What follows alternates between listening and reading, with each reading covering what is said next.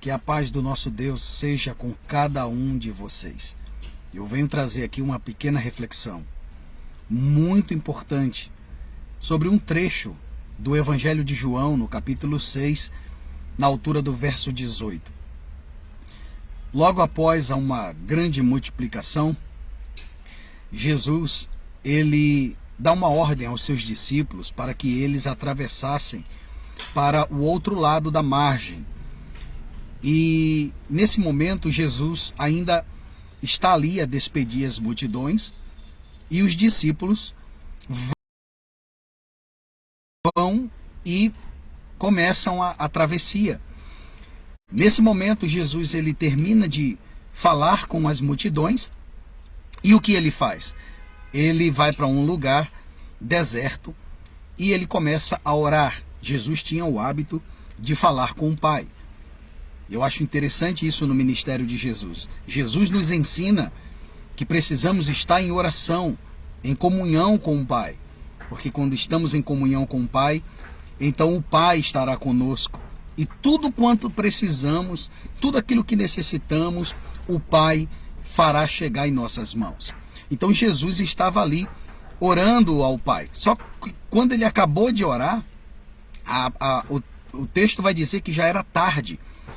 Ou seja, quando ele se aproxima ali da praia, não havia mais barcos.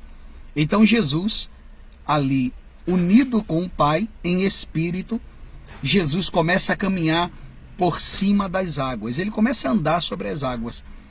E aqui está o ponto da mensagem, uma coisa interessante que eu quero compartilhar com cada um de vocês. Jesus ele vai na direção dos seus discípulos. Onde eles estavam? Eles estavam já a uma boa distância. Aos olhos humanos, quem está na praia não conseguiria ver os discípulos. Mas Jesus consegue vê-los à distância, pois ele estava ali com seus olhos espirituais abertos, Jesus os enxergava em espírito. Então Jesus começa a caminhar e quando Jesus vai se aproximando, qual era a situação? Qual era o clima? O que estava acontecendo? Alguns pontos aqui muito importantes sobre essa mensagem. E eu quero compartilhar com você. Preste bastante atenção, porque Jesus vai falar ao teu coração. Jesus, ele vai na direção dos seus discípulos. Sabe o que eu acho interessante, irmãos? Porque você vai ver dois episódios envolvendo tempestade. O primeiro deles, Jesus estava no barco. E o segundo, Jesus não estava no barco, mas Jesus estava nos dois processos. Na tempestade, Jesus estava, na primeira, Jesus estava ali, dentro do barco. Também na segunda tempestade, Jesus estava no processo, mas não estava no barco.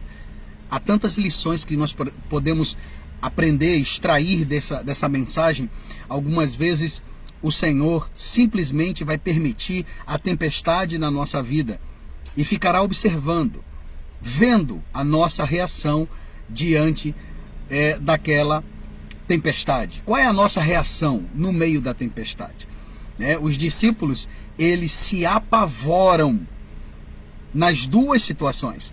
Eles temeram, mesmo com Jesus no barco, e eles temeram por não terem a visão completa de Jesus no meio da tempestade. Mas vamos se ater aqui a essa história que está no Evangelho de João, capítulo 6, verso 18, que diz que o vento era contrário. Um grande vento se levanta contra aquele barco. E Jesus, então, ele começa a caminhar na direção do barco.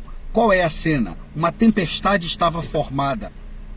Uma tempestade estava bem diante dos discípulos de Cristo, mas Jesus se aproxima do barco. Jesus nunca vai deixar o seu barco sozinho. O barco simboliza a vida.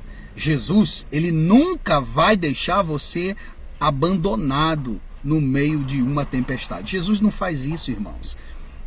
Jesus, ele jamais vai deixar. Estamos falando de discípulos, ok? É preciso entender que Jesus estava nas duas tempestades, mas nas duas tempestades a Bíblia vai tratar de discípulos. Você não vai ver a Bíblia mencionando Jesus envolvido em uma tempestade com outro tipo de pessoa. Perdão, o celular caiu aqui. Com outro tipo de pessoa. Não, a Bíblia trata de discípulos. Olha que coisa linda. E aí alguém vai dizer, mas o que significa discípulos? São os que pregam o evangelho? Não. O verdadeiro discípulo não se trata de ter um título. O verdadeiro discípulo é aquele que segue os passos do mestre. É aqueles que seguem os mandamentos do Senhor. Aqueles que amam a Jesus. Aqueles que esquecem a sua própria vida por amor de Cristo. Esses são os verdadeiros discípulos e seguidores do Cordeiro. Então o que acontece? Jesus se aproxima do barco. A tempestade era muito forte. O que acontece nesse momento? A Bíblia diz, você pode acompanhar lá em João, capítulo 6, verso 18, que eles temeram. Sabe, irmãos, quando a gente amadurece espiritualmente, a gente muda a nossa forma de pensar, de falar, a gente muda as nossas atitudes. Eu lembro que há 20 anos atrás, pregando essa mesma mensagem, eu era muito agressivo. Eu era agressivo no sentido de, por exemplo, eu cheguei a pregar muitas vezes, veja, eram discípulos de Jesus, mas se acovadaram, foram covardes, eram discípulos de Jesus, mas estavam com o coração cheio de medo, né? O espírito de covardia estava no coração deles. Do que adianta ser discípulo de Jesus e ser um covarde e tal? Mas não é bem assim. Falar é fácil, né? Eu era um pastor novo, eu era alguém que queria passar para as pessoas uma fé agressiva, mas na verdade, quando a gente amadurece, quando amadurecemos espiritualmente, começamos a enxergar as nossas imperfeições. E por mais que você creia em Jesus, por mais que você creia no Senhor, por mais que você tenha convicção da sua fé em Deus, você sempre irá sentir o peso da tempestade. Por que Deus ele permite você sentir o peso? Porque é justamente o peso da situação, da tempestade, que nos molda, né? São dias difíceis que nos impulsiona a oração. São os dias difíceis que nos guia à casa do oleiro. São os dias difíceis que nos move na direção de Deus. Quantas pessoas que você já não viu por aí, que passou uma vida inteira sem crer no Senhor, dizendo que não acreditava em Deus, que não acreditava na palavra, que não acreditava, que nem gostava dos cristãos, né? Tinha repúdio à igreja. Mas num momento, não sei se você já se deparou com uma história assim, você que está assistindo essa live, mas num momento de dificuldade, ou num momento em que a morte bateu na porta dele, através de uma doença, através do término de uma relação, e de N situações que podem acontecer, aquela pessoa começa a pedir oração, ela começa a se voltar para Deus, né? Ela começa a clamar ao nome de Jesus, entende? Porque a tempestade tem um poder tremendo de influência na nossa fé, na nossa vida espiritual. A tempestade, ela tem o poder de nos impulsionar na direção de Deus. É claro que isso não é uma regra que se aplica a todos, porque eu também já presenciei situações em que a pessoa, mesmo dentro de uma grande tempestade, passando um momento turbulento na vida dela, mesmo diante da morte, continuou incrédula e não se curvou ao Senhor. Nesse caso, se cumpre o que está escrito, lá em Provérbios, creio que 16, se eu não estou enganado, 16, 18, ou é 18, 16, eu não lembro bem agora, que diz que o orgulho precede, né, a queda, altivez de espírito arruína. Então o que acontece? Muitas das vezes não é o diabo que destrói, é o nosso orgulho que acaba nos destruindo. Então, a tempestade tem um grande poder sobre a nossa vida. Ninguém gosta de tempestade. Você acha que eu estou falando para você aqui porque eu gosto de tempestade? Não, ninguém gosta de tempestade. Tempestade é um momento muito difícil, de dor. Muitas das vezes você fica sem chão, sabe? Então, há 20 anos atrás, eu pregava dentro de uma visão que eu tinha, mas era uma visão que eu pregava falto de experiência. Você entende? Tem muitas pessoas... obrigado, Isabel. Obrigado. É isso mesmo, Provérbios 16, 18. Muitas pessoas, olha que interessante, muitas pessoas falam sobre N assuntos, falam sobre muitas coisas do mundo espiritual, mas que elas mesmas nunca viveram. Então, só vivendo aquela experiência é que você pode sentir, é que você vai ter, no caso, estrutura para amanhã ou depois você falar realmente sobre aquilo. Você entende? É a mesma coisa alguém tentar falar de casamento, sendo que ela mesma não sabe o que é casamento, ela não é casada, ela não tem experiência, ela não sabe o que é ter divergências no casamento, ela não sabe o que é ter lutas, onde ela e o seu cônjuge enfrentam ali juntos aquela luta. Então não adianta, por mais que eu tenha um conhecimento teórico sobre alguns assuntos, eu nunca vou ter profundidade enquanto eu não viver. Então, queridos irmãos, a mensagem que eu pregava ali há 20 anos atrás, hoje já não se aplica mais na minha visão. Por quê? A minha visão foi moldada por causa de tempestades. Eu lembro até de uma cena que eu fui fazer uma campanha na época, ainda na época em que eu não era maduro espiritualmente e fazia aquelas loucuras no altar. Eu não tenho vergonha de falar, eu tenho vergonha do que eu fui, mas eu não tenho vergonha de dar esse testemunho, porque o Evangelho de Jesus Cristo me libertou profundamente. Mesmo como pastor, eu era cego. Então o Evangelho de Jesus Cristo me libertou, abriu os meus olhos, e hoje eu prego o Evangelho, um Evangelho que te ensina não a vencer no mundo, mas a vencer o mundo. Um Evangelho que, na verdade, ele tem autenticidade, porque Evangelho é redenção. E eu lembro que na época em que meus olhos ainda, como Paulo, estavam fechados, eu fui fazer uma campanha em alto mar. Lembrando que eu não estou denegrindo campanha, nem muito menos atingindo igrejas, ok? Cada um segue, faz aquilo de acordo com a visão que tem. Eu fazia porque aquela era a minha visão.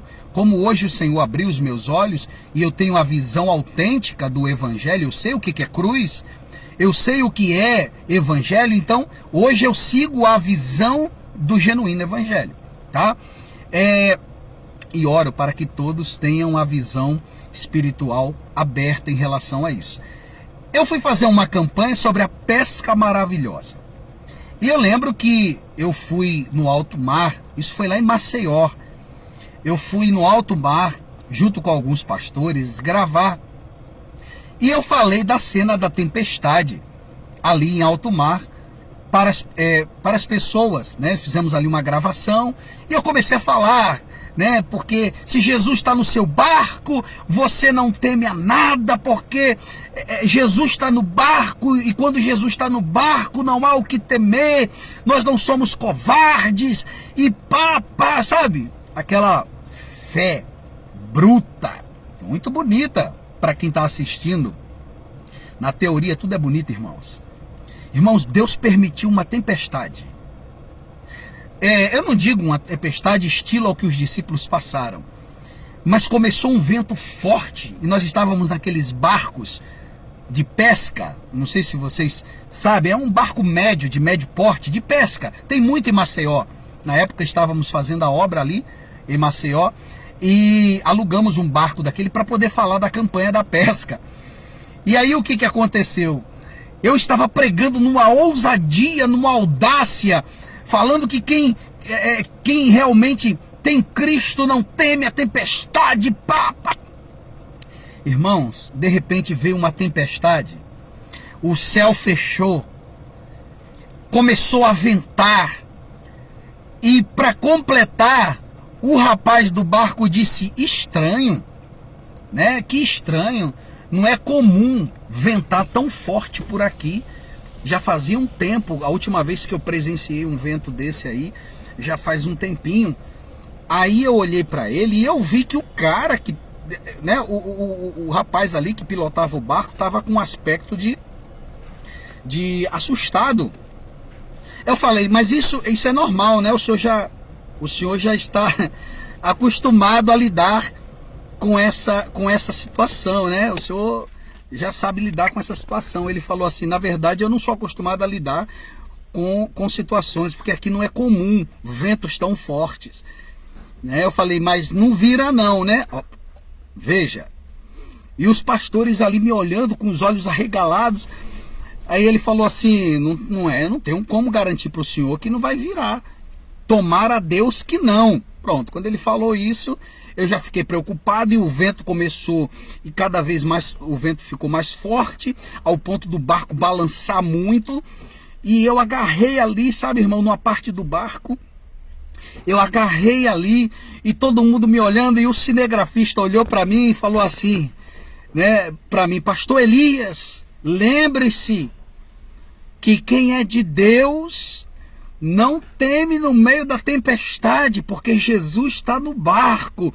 E eu já nervoso ali, falei: cala a boca aí, irmão, não piora a situação não. Mas por que Deus permitiu? Todo mundo riu, na hora ali foi um momento de descontração. Eu até falei isso lá no altar, mas foi a partir dali que eu comecei a mudar minha mensagem. Você está falando ali no momento do culto, é muito bonitinho, né? Criticar os personagens bíblicos em situações que eles passaram, como eu já ouvi também gente falando: porque Jó se queixou muito, quem é de Deus não se queixa. É fácil falar. Tu já perdeu 10 filhos? Tu já perdeu 10 filhos como Jó? Tu já foi rico e da noite para o dia você se tornou pobre e leproso? Você sabe o que é isso? Ah, não sei, então não fala. Entende? Nós temos que aprender a ser, nós somos de Deus, mas também somos humanos. Entende? E a maturidade é uma coisa linda, porque a maturidade espiritual, ela traz aos nossos olhos esse entendimento em relação a esses momentos, teoricamente, né, de fé, que a gente diz: olha, Deus está conosco, então não há o que temer. Não, você teme. Eu quero te dar uma notícia, que quem é de Deus também tem medo. E alguém vai dizer assim: não existe isso. Tem medo. 2 Crônicas, capítulo 20, Josafá era um rei cujo coração estava voltado ao Senhor, o Deus de Israel. Mas quando aquela grande multidão se levantou contra Josafá, a Bíblia diz que ele teve medo. Entende isso, irmãos? Você é humano. Há situações na sua vida que você irá temer. Ah, mas os discípulos, eles eram humanos. Tudo bem, o Espírito Santo não estava ainda sobre eles. Tem até uma historinha historinha não, né? Isso de fato aconteceu na vida do grande pregador e avivalista John Wesley, onde ele estava em um grande navio, em rota a um lugar onde ele iria fazer uma missão ali, pregar o evangelho. E eu lembro que nesse ponto, John Wesley diz, naquele ponto ele ainda não era batizado com o Espírito Santo. E uma tempestade violenta atingiu o barco. Muita gente ficou desesperada ali dentro daquele barco. E ele viu um grupo de cristãos que estavam adorando a Jesus, louvando a Jesus, no meio da tempestade. E ele, agarrado ali a um ferro ali do navio, né? E ele conta na história que estava desesperado, clamando a Deus por sua vida. Quando ele olhou para o lado, ele viu o grupo de cristãos que não clamavam por suas vidas, né? Eles não clamavam por suas vidas, eles adoravam no meio da tempestade. E aí, irmãos, eu vejo uma coisa linda nessa história. Quando passou a tempestade e eles chegaram no destino, lá no porto, John Wesley abordou o pastor, que era líder daquele grupo de cristãos que estavam adorando ali. E ele perguntou ao pastor: pastor, com licença, que a paz de Deus esteja com o senhor. Eu me chamo Wesley, John Wesley, e eu prego a palavra do Senhor. Inclusive eu estou aqui em missão para pregar a palavra de Deus. Mas eu fiquei com uma coisa na minha cabeça.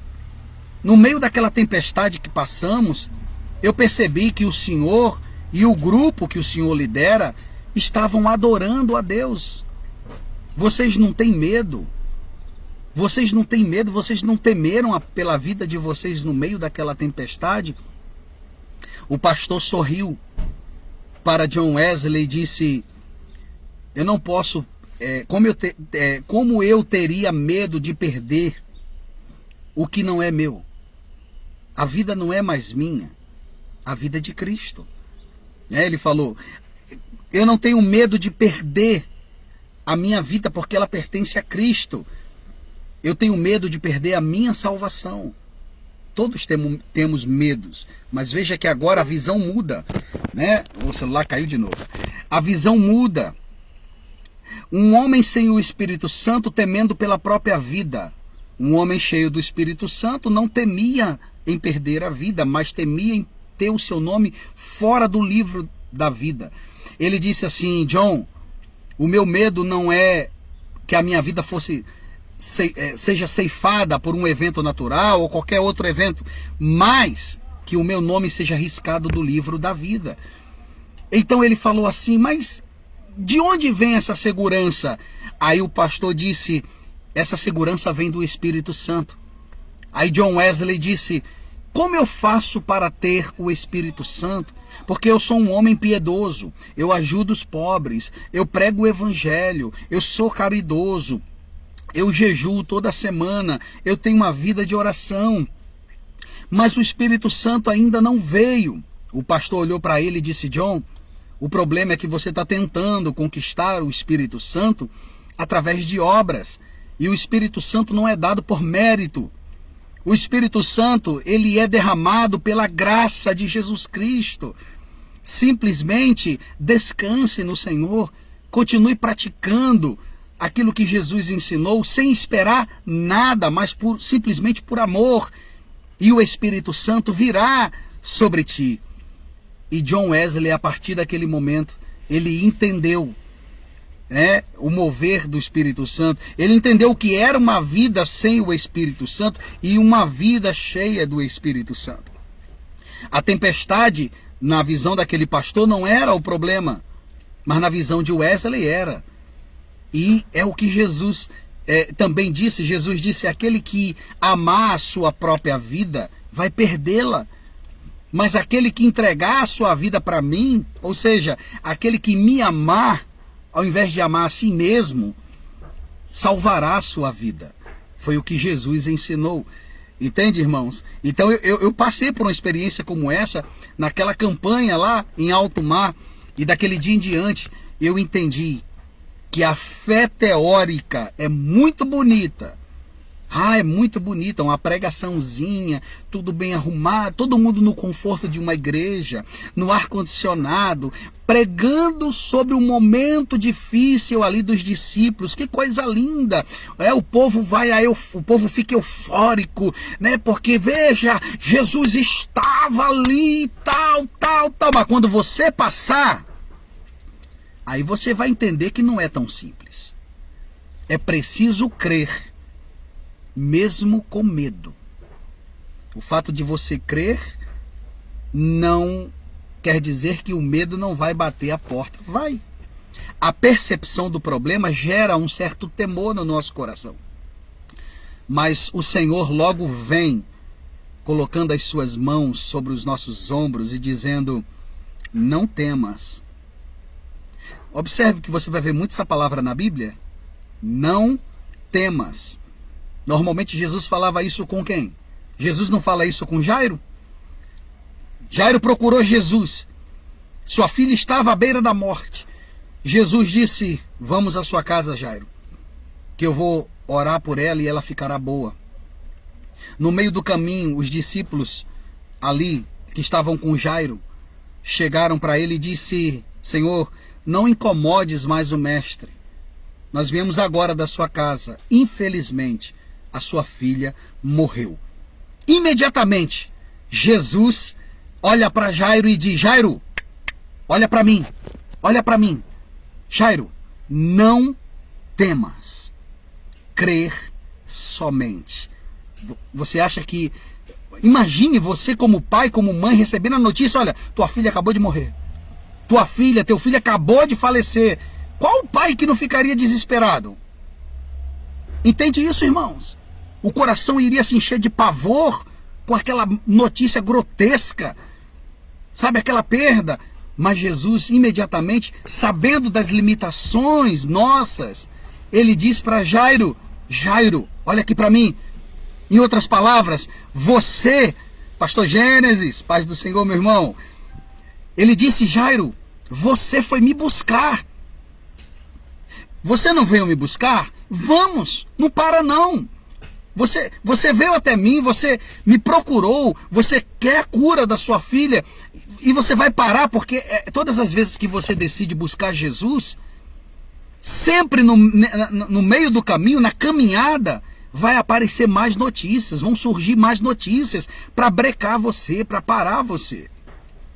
Mas olha que interessante, porque Jesus não permite que a má notícia viesse brecar, parar, neutralizar a fé de Jairo. Ele diz: Jairo, olha para mim, não temas. É muito importante você entender isso. Nunca tire os olhos de Jesus. Nunca tire os olhos de Jesus. Não importa o grau da notícia. Seu coração vai se encher de medo, seu coração vai se encher de pavor, né? As suas mãos vão querer ir à cabeça. E agora? Continue olhando para ele. Por isso, o rei Josafá vai dizer assim: Senhor, nós não sabemos o que fazer diante dessa grande multidão. Nós não sabemos o que fazer diante desses inimigos, mas os nossos olhos estão postos em Ti. Que coisa linda, irmãos. Olhar para Deus, olhar para o Senhor. Quando você se entrega ao Senhor, quando você tem os seus olhos fixos em Jesus, Jesus vai caminhar com você, Ele vai estar até o fim contigo. Entende isso? Mas estar com os olhos em Jesus requer obediência. Entende? Eu nunca vi alguém ter segurança em Deus se não anda com Ele, se não obedece a sua palavra. Entende isso, irmãos? Então, naquele momento ali, a má notícia ia brecar Jairo. Jesus falou: não temas, creia somente.